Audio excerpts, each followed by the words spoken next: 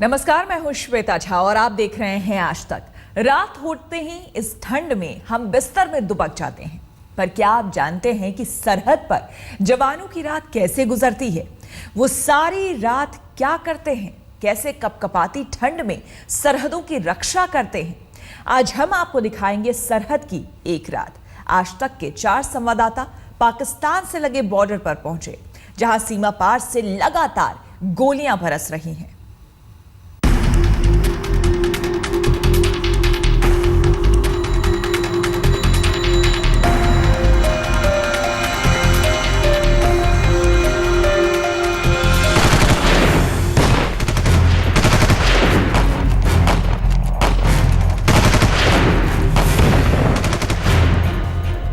सरहद पर भारी तनाव है। पाकिस्तान अपनी हरकतों से बाज नहीं आ रहा। पाक रेंजर लगातार गोलियां बरसा रहे हैं। भारत की तरफ से मुंहतोड़ जवाब दिया जा रहा है। जम्मू के सांबा, कठुआ, हीरानगर, अरनिया समेत तमाम सेक्टर्स में हालात जंग मैदान की तरह है। सीमा के 52 गांवों को खाली करा लिया गया है। 5000 से ज्यादा लोग पाक फायरिंग रेंज से दूर चले गए हैं। इन गांवों में सिर्फ गोलियों का शोर ही सुनाई देता है। सरहद पर कैसे हालात हैं, ये दिखाने के लिए आज तक की टीम सरहद पर मौजूद है। आज तक के 4 रिपोर्टर सरहद पर जंग जैसे हालात में रिपोर्टिंग कर रहे हैं। आज हम आपको सरहद की एक रात दिखाएंगे। आप देखेंगे कि ठंड की कपकपाती रातों में हमारे जवान कैसे मुस्तैद रहते हैं, कैसे सारी रात जाग जाग कर दुश्मनों को करारा जवाब देते हैं। जब सीमा पार से गोलियों की आवाज बंद हो जाती है, उस वक्त भी जवानों की नजरें सरहद पर टिकी रहती हैं, कान चौकन्ने रहते हैं।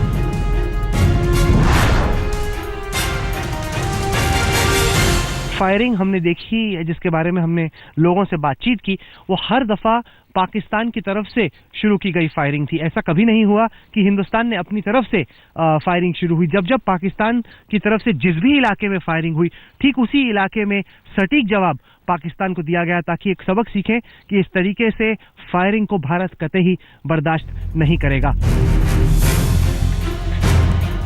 5 डिग्री की सर्द रात में बीएसएफ के जवान ऊंची ऊंची कटीली बाड़ों के साथ साथ गश्त पर होते हैं। मौसम की मार जिस्म भेदती रहती है, लेकिन वो इन सब से बेपरवाह होकर सरहद की चौकसी करते हैं, ऊंचे मचान से भी और बंकर से भी।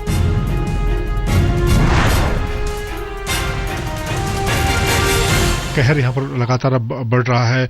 कुछ दिनों बाद जो धुंध है वो और गहरी होती चली जाएगी। अभी इस वक्त रात के 10 बज रहे हैं और जो तापमान है वो 4 डिग्री के आसपास तापमान है।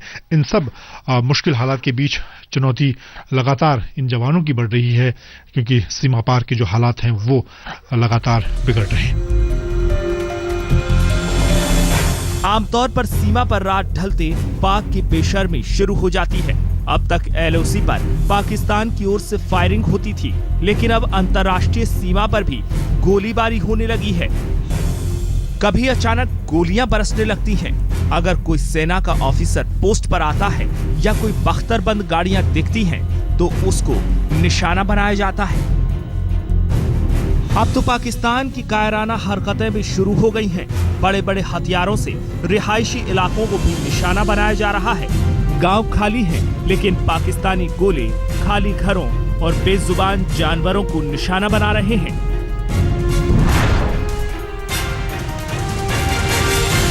ये गांव है, गांव में आपको कोई भी आदमी नहीं दिखेगा।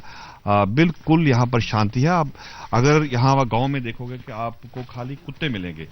ये सामने जो है कुत्ते हैं यहाँ पर, बाकी जो है पूरा गांव खाली हो चुका है। पूरा ये भी परेशान है, आखिर जानवर भी, कि मालिक कोई नहीं यहाँ पर, और पूरा इलाका जो है खाली पड़ा हुआ है और कुछ नहीं आपको दिखेगा यहाँ पर। लाइटें बंद हैं बिल्कुल, और लोग परेशान हैं यहाँ से। और अधिकतर जो गांव के लोग हैं यहाँ पर सब यहाँ से भाग चुके हैं।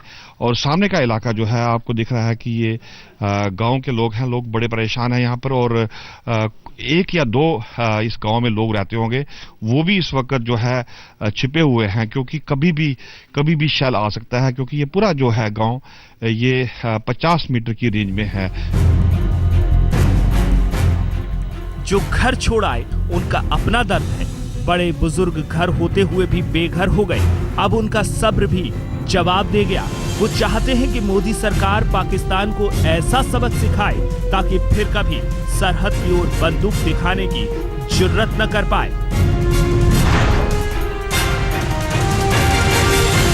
सांबा सेक्टर के कुछ ही दूरी पर ये रिलीफ कैंप बनाया गया है। इंतजामिया ने, एडमिनिस्ट्रेशन ने इन लोगों के लिए जो आगे के गांव हैं जहां फायरिंग हो रही है, अभी जहां गोलाबारी हो रही है, उनके लिए ये रिलीफ कैंप यहां बनाया गया है। आगे बात करते हैं, कुछ लोगों से जानते हैं किस तरीके से वो अपने गांव से निकले। आप कहां से निकले भाई साहब? बेंगलोर से। क्या हो रहा था वहां पे? बहुत फायरिंग हो रही थी। कब निकले आप? वो अभी 1 घंटा हो गया। अभी क्या हो रहा था वहाँ पे? वो वहाँ से हो रहा है, बहुत फैर आ रहे हैं बाहर से। अच्छा। तो अभी एक औरत जख्मी गिलाड़ हुई है। अच्छा, एक गाय मर गई है। अच्छा। और 2 मकान भी नष्ट हो गए हैं। बहुत फैर आ रहे हैं उनका। क्या चाहते हैं आप? शांति? हम चाहते शांति नहीं, लड़ाई होनी चाहिए। अच्छा। उनको सबक ऐसा सिखाना चाहिए, 10 साल बोले नहीं।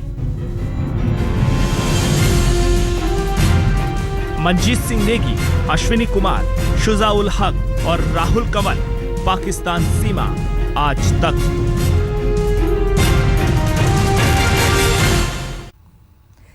टीवीटीएन के मैनेजिंग एडिटर राहुल कंवल ने बीती रात सांबा सेक्टर के अंतर्राष्ट्रीय सीमा पर बीएसएफ के गश्ती दल के साथ हालात का जायजा लिया। आज रात को आज तक की टीम बॉर्डर सिक्योरिटी फोर्स के जवानों और अफसरों के साथ अंतर्राष्ट्रीय सीमा के बेहद नजदीक गश्त पर निकली हुई है।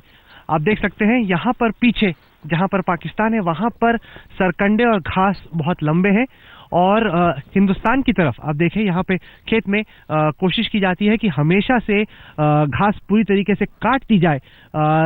भारत की तरफ तो घास काटी जाती है, यहाँ पे खेती भी की जाती है, लेकिन पाकिस्तान पर अंतर्राष्ट्रीय सीमा के नज़दीक घास को बड़ा रखा जाता है ताकि पाकिस्तानी रेंजर्स को आतंकवादियों की घुसपैठ कराने में आसानी हो। यहाँ पे हालांकि इलेक्ट्रिक फेंस भी है, लेकिन फिर भी पाकिस्तानी रेंजर्स कोशिश करते रहते हैं आतंकवादियों को भारत में घुसेड़ने की। यहाँ पर कुछ ही दूर हमें बताया गया बीएसएफ के डायरेक्टर जनरल द्वारा कि हफीज सईद के नारे लगाए गए। एक बड़ा काफिला आया पाक रेंजर्स के पोस्ट के पास जिन्होंने हफीज सईद के नारे लगाए। आप देखें काफी यहाँ पर कोहरा है और देखने में बहुत दिक्कत। ऐसे में ये अफसर और जवान किस तरीके से गश्त लगाते हैं, आइए बात करते हैं इस बटालियन के कमांडेंट इस वक्त हमारे साथ हैं हरिलाल जी। कहाँ सर, आपसे हम जानना चाहते हैं कि इतने कोहरे में आखिरकार दिखता क्या है? इस गश्त का जो आप पेट्रोलिंग करते हैं इंटरनेशनल बॉर्डर पे, उसका क्या मकसद है, क्या आप अचीव करने की कोशिश करते हैं? एक्चुअली इस समय दिखाई तो ज़्यादा नहीं दे रहा, लेकिन ये हमारे सामने जो फेंसिंग लगी है उसको कोई काटता है तो हमारे पास काफ़ी ज़्यादा वो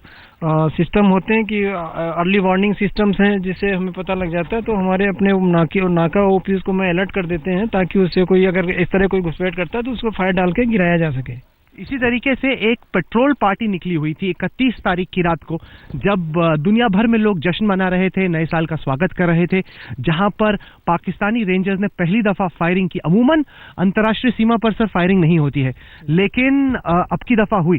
जो पहला वाकया था जिससे ये जो हाल के दिनों में हमने टेंशन देखी है उसके बारे में बताएं, क्योंकि पेट्रोल पार्टी पर इस तरीके से नियंत्रण रेखा पर तो हमले हुए हैं पहले, लेकिन 2003 के सीजफायर के बाद इंटरनेशनल सीमा पर नहीं हुए। हाँ, बिल्कुल आप सही बोल रहे हैं। इससे पहले कोई फायरिंग नहीं होता था और ये इसी बार इस समय हो सकता है कि 26 जनवरी का दौरान ओबामा यहाँ पे बराक ओबामा जी आ रहे हैं, यहाँ पे अमेरिका के राष्ट्रपति, तो उसको कहीं उसके विजिट को मद्देनजर रखते हुए कहीं हो सकता है कि ये घुसपैठी करके अंदर सीमा को घुसपैठी करके और यहाँ के एरिया को तबाह करना चाहते हो, उनकी ये मंशा हो सकती है, इसलिए यहाँ पे फायरिंग चालू है। जी, बीएसएफ के सोर्सेज हमें बता रहे हैं, आला अफसर बता रहे हैं कि यहाँ पर बैड एक्शन टीम्स जो कि सेना की तर्ज पर बीएसएफ की तर्ज पर ट्रेन की जाती हैं, उनकी घुसपैठ की कोशिश चल रही है। आखिरकार इतने कोहरे में ये अफसर और जवान देखते कैसे हैं?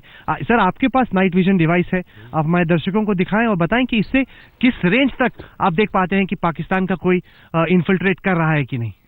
इससे हमें 200-300 मीटर तक क्लियर दिखाई देते हैं, लेकिन धुंध के मौसम में थोड़ा सा विजिबिलिटी कम रहती है, 100 मीटर या 50 मीटर तक रहती है। इसके अलावा हमारे पास रात को देखने के लिए HSTI और मोनाकुलर, PNB गॉगल्स, PNB बैनाकुलर्स वगैरह ये रात के समय देखने के यंत्र दिए हुए हैं। तो अगर धुंध नहीं होने से काफी इनकी विजिबिलिटी है, 500 मीटर 1 किलोमीटर तक हम देख सकते हैं। मैं देख सकता हूँ, एक मिनट। हाँ, इसमें देख सकते हैं आप, लाइट जल रही है, वहाँ से दूर तक आपको दिखाई देगा तकरीबन। हरे रंग की लाइट दिखाई देती है और काफी दूर तक, जैसे आपने फिल्मों में भी देखा होगा, आप रात में भी देख सकते हैं। तो ये है नाइट विजन डिवाइस जिसका इस्तेमाल यहाँ पे किया जा रहा है कोहरे में ये देखने के लिए कि क्या कोई घुसपैठ करने की कोशिश कर रहा है। इसी इलाके में आज दिन में स्नाइपर फायरिंग हुई, जाकि बहुत ही अच्छे से ट्रेनिंग प्राप्त किए राइफल फायरिंग, जिसमें कोशिश की जाती है कि जिस बॉर्डर ऑब्जर्वेशन पोस्ट पर बीएसएफ के जवान तैनात होते हैं उसके अंदर सटीक निशाना लगे। यहाँ पर एक कांस्टेबल देविंदर सिंह जो कि अलीगढ़ से थे, उनकी मौत भी हुई, शहादत उन्हें प्राप्त हुई। काफी खतरा है सर यहाँ पर जितने भी जवान तैनात हैं उनकी जिंदगी में। आप लोग कभी डर लगता है यहाँ पे इतने कोहरे में निकले हुए हैं रात में, सर्दी में भी?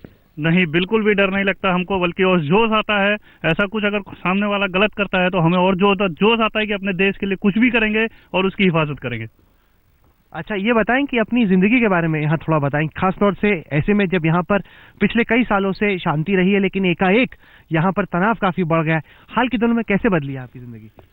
हाल के दिनों में थोड़ा सा टेंशन है कि हाँ, सामने से कुछ कर रहे हैं तो हम उसका मकबूल हिसाब से जवाब देना चाहते हैं। बहुत ज़्यादा जोश से हम उनके साथ उनका कंपटीशन करना चाहते हैं कि हाँ, वो जो भी करते हैं हम उनको मुंह तोड़ जवाब देंगे। और एक चीज़ यहाँ पर बहुत साफ है कि जितनी भी फायरिंग हमने देखी, जिसके बारे में हमने लोगों से बातचीत की, वो हर दफ़ा पाकिस्तान की तरफ से शुरू की गई फायरिंग थी। ऐसा कभी नहीं हुआ कि हिंदुस्तान ने अपनी तरफ से फायरिंग शुरू हुई। जब जब पाकिस्तान की तरफ से जिस भी इलाके में फायरिंग हुई, ठीक उसी इलाके में सटीक जवाब पाकिस्तान को दिया गया, ताकि एक सबक सीखें कि इस तरीके से फायरिंग को भारत कतई बर्दाश्त नहीं करेगा। कैमरा पर्सन अमित और सैयद अली के साथ राहुल कंवल, सांबा सेक्टर, आज तक। TVTN के मैनेजिंग एडिटर राहुल कंवल उस सीमा निगरानी पोस्ट पर भी पहुंचे जहां पाकिस्तान से दागे मोर्टार के गोले में एक जवान शहीद हो गया। यहां से पाकिस्तानी पोस्ट सिर्फ 100 मीटर के फासले पर है। इस वक्त हम लोग सांबा सेक्टर इंटरनेशनल बाउंड्री से करीब 50 मीटर की दूरी पर बॉर्डर सिक्योरिटी फोर्स के एक ऑब्जर्वेशन पोस्ट पर हैं। अब से थोड़ी ही देर पहले पाकिस्तानी रेंजर्स ने यहां से कुछ किलोमीटर की दूरी पर मोर्टार शेल की फायरिंग की है। ये बीएसएफ का बॉर्डर ऑब्जर्वेशन पोस्ट है जहां पर भारतीय बीएसएफ के जवान रात भर तैनात रहते हैं। और आपको मैं चाहूंगा अपने कैमरा पर्सन अमित को थोड़ा नजदीक लाके दिखाने की। आप हमारे पीछे जो लाइट्स देख सकते हैं, अमित आप यहाँ पे आइए, उसके ठीक पीछे पाकिस्तान शुरू हो जाता है। तो आप देख सकते हैं कि कितना नजदीक पाकिस्तान है जहां से इस वक्त हम मौजूद हैं। यहाँ पर जो अफसर मौजूद हैं, जो जवान मौजूद हैं, उनसे हम बातचीत करेंगे और जानेंगे कि इतनी आखिरकार फायरिंग इंटरनेशनल बाउंड्री पर, याद रखिएगा ये नियंत्रण रेखा नहीं है, ये इंटरनेशनल बाउंड्री है। यहाँ पर कोई विवाद नहीं है पाकिस्तान के साथ रेखा को लेकर, सीमा को लेकर, लेकिन फिर भी इतनी फायरिंग आखिरकार क्यों हो रही है? हीरालाल जी हमारे साथ इस वक्त मौजूद हैं। हरीलाल जी जो कि कमांडेंट हैं इस बटालियन के। सर, यहाँ पर काफी फायरिंग पिछले कुछ दिनों में हमने देखी। आज भी स्नाइपर फायरिंग बहुत सटीक निशाने के साथ पाकिस्तान फायरिंग कर रहा है। रेंजर्स, आपके हिसाब से ये क्यों हो रहा है? अब बेसिकली ये 2-3 मुद्दे हैं, जैसे कि 26 जनवरी को मिस्टर ओबामा को यहाँ पे भारत में आना है, तो हो सकता है कि उसको विजिट डिस्टर्ब करने के लिए इस तरह का कोई इनकी साजिश हो कि वहाँ पे विजिट उनका पूरा ना हो सके और फोर्सेस काफ़ी डिस्टर्ब रहे और उनका विजिट इस तरह खराब हो। क्योंकि अमूमन हम देखते हैं कि जब भी जम्मू कश्मीर में फायरिंग होती है वो नियंत्रण रेखा पर होती है, जहां पर सीमा को लेकर विवाद भी है, लेकिन इंटरनेशनल बाउंड्री पर आपकी इलेक्ट्रिक फेंसिंग भी है, बॉर्डर भी बहुत क्लियरली डिसाइडेड है। तो आखिरकार इस एरिया में जहां पर सीज फायर शुरू होने के बाद 2003 से फायरिंग नहीं हुई है, इस वक्त आपके हिसाब से पाकिस्तानी सेना क्यों इस तरीके से फायरिंग? हो सकता है कि उनका मकसद हो कि इन्फिल्ट्रेशन कराना हो और वो इस तरह फायर करते हैं ताकि वो इन्फिल्ट्रेटेड अंदर से फैसिलिटेट कर सकें और हम लोगों का ध्यान फायरिंग की तरफ ले जाएं और बॉर्डर से क्रॉसिंग करा दें। जो बाहर से जो ट्रेनिंग करके यहाँ पे आने के अंदेशा है उनसे हो सकता है कि ये जो उग्रवादी को इंडिया साइड में भेज करके और डिस्टर्बेंस पैदा कर सकें सिटीज में। हमने पाकिस्तान के रक्षा मंत्री का एक बयान देखा, उन्होंने उल्टे भारत पर आरोप लगाया। उन्होंने कहा कि जब से मोदी सरकार आई है पिछले 6-7 महीने से पाकिस्तान तो अमन चाह रहा है, बार बार कोशिश कर रहा है, लेकिन उसके बावजूद लगातार हिंदुस्तान की तरफ से प्रोवोकेशन हो रहा है, हिंदुस्तान की तरफ से अग्रेशन हो रहा है। इस जवाब को, यहाँ पर आप बैठे हैं, इस बटालियन के आप इंचार्ज हैं, क्या आपको लगता है कि रत्ती भर भी सच है इसमें? नहीं, ये बिल्कुल बेवजह ये बहुत फाल्स एलिगेशन लगाया है पाकिस्तान ने, और इस तरह का भारत पहले कभी भी कोई पहल नहीं करता है, जबकि जब वो पाकिस्तान जब फायर करता है तभी हम लोग जवाब देते हैं, उसको सटीक जवाब देते हैं। कई दिनों से लगातार फायरिंग हो रही है। जो कम्युनिकेशन है हिंदुस्तान के बीएसएफ और पाकिस्तान के रेंजर्स के बीच में पूरा टूट चुका है। डीजी ने हमें बताया कि कोई भी फ्लैग मीटिंग की मांग न हिंदुस्तान ने की है न पाकिस्तान ने, और लग रहा है कि 26 जनवरी तक ऐसा ही यहां पर तनावपूर्ण माहौल अंतर्राष्ट्रीय सीमा पर रहने वाला है। हद तो यह है कि पाकिस्तानी सेना रिहायशी इलाकों को भी निशाना बना रही है। ऐसे में हमारे जवानों की जिम्मेदारी और बढ़ जाती है। वो सरहद की रक्षा में भी डटे रहते हैं और देशवासियों की जान बचाने के लिए ढाल भी बन जाते हैं।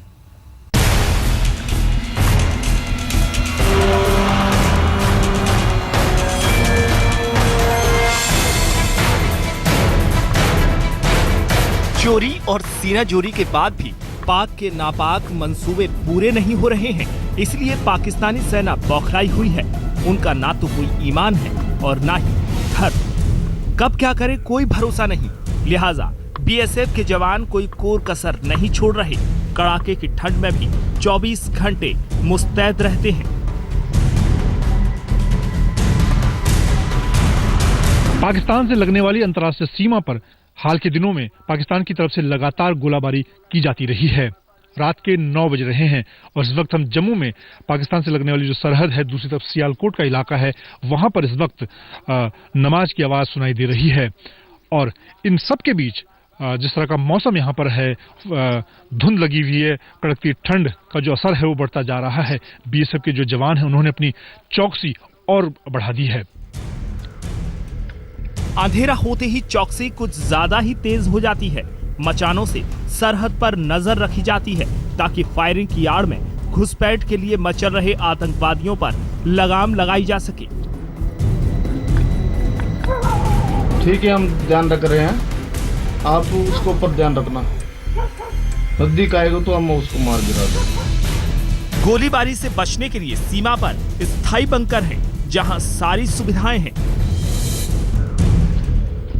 उधर से फायरिंग, इधर से जवाबी फायरिंग। सरहद पर जान का जोखिम तो है ही, लिहाजा जवान जब भी सीमा के गांवों का जायजा लेने के लिए निकलते हैं तो साथ में बुलेट प्रूफ गाड़ियां तो होती ही हैं, पूरा जिस्म भी बुलेट प्रूफ जैकेट से ढका होता है।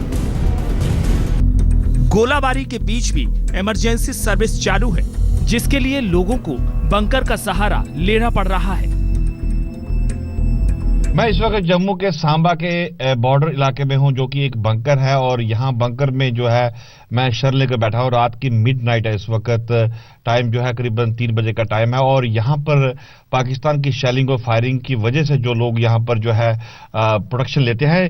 आज 2 बजे तो लेकर 7 बजे तक फायरिंग बहुत जबरदस्त हुई और बड़ी गोली भी चली है। गोला बहुत जबरदस्त है, ठल ठल तक हुआ। हम मोर्चे में बढ़ गए हैं जनाब। गांव के लोग कितने हैं यहाँ पर? गांव है कोई आसपास के लोग? आसपास कोई एक या 2 घर में एक आदमी रहता है, बाकी पीछे भागे हैं, सब चले जाते हैं रात को जी। साफ जाहिर है कि जिस तरह से गांव का माहौल है, दहशत का माहौल है, लोग परेशान हैं, पूरा गांव खाली हो चुका है। कैमरामैन सईद अली के साथ अश्विनी कुमार, सांबा सेक्टर, आज तक।